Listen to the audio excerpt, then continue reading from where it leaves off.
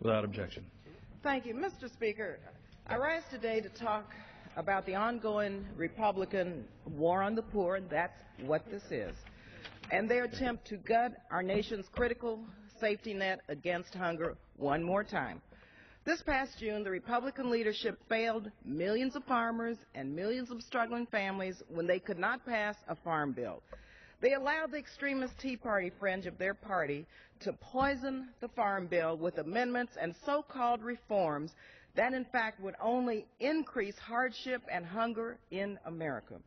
Yet instead of working across the aisle to find a better solution that would create jobs and protect families, the Republican leadership has chosen to bring an even more hurtful, toxic, and heartless nutrition bill to the floor. This new bill includes all of the extremist amendments that killed the first farm bill. It also piles on even more restrictions and so-called reforms that only serve to increase hardship for hungry families, children, seniors, and veterans. These false reforms will dramatically reduce access to vital nutrition assistance all across America, rural and urban, in every single one of the congressional districts. This bill would also end critical flexibilities for our states and would cripple smart and targeted programs that allow states to efficiently deliver nutrition assistance to the neediest. For example, the Republican nutrition-only bill would end categorical eligibility for all of our states. We've created this to streamline the delivery of social services so that we can lower administrative costs and put more of these dollars directly into the hands of needy families. This Republican bill would end those efficiencies, raise costs for our states, and make it harder for families to get the help they need. This bill also claims to create work requirements for able-bodied adults. Let me remind my colleagues that the SNAP program already has very restrictive work requirements.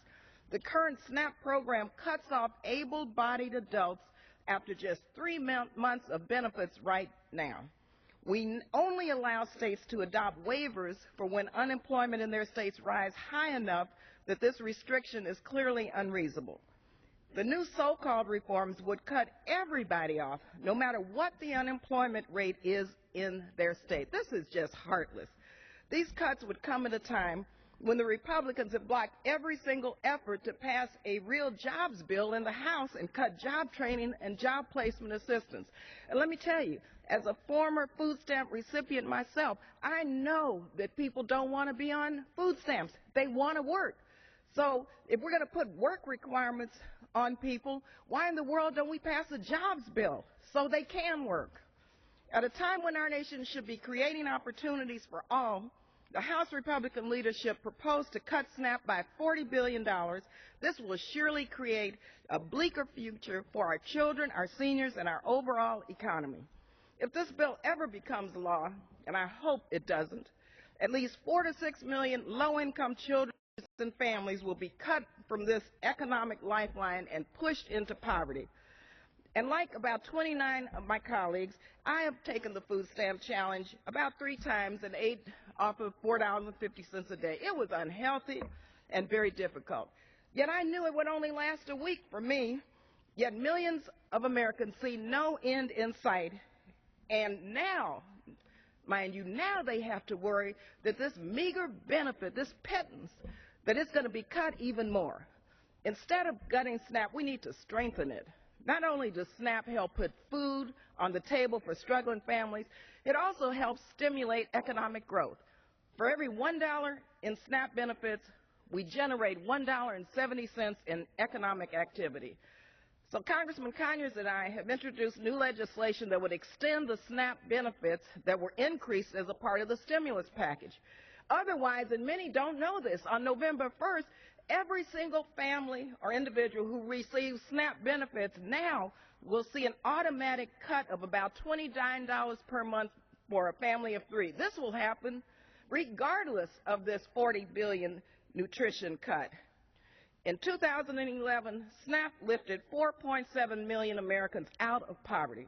Without SNAP, millions more would fall into poverty, millions more of Americans would suffer hunger, and our economy would create even fewer jobs and be worse off.